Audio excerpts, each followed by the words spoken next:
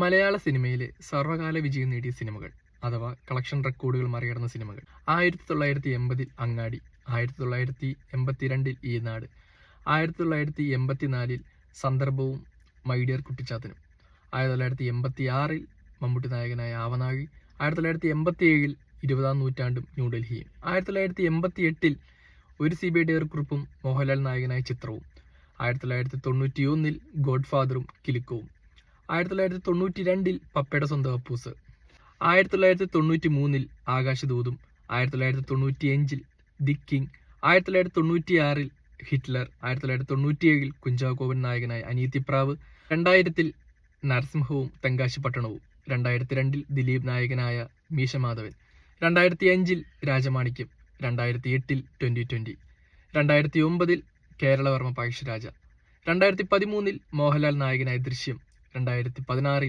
പുലിമുരുകൻ, 2023 2018, 2025 തുടരും.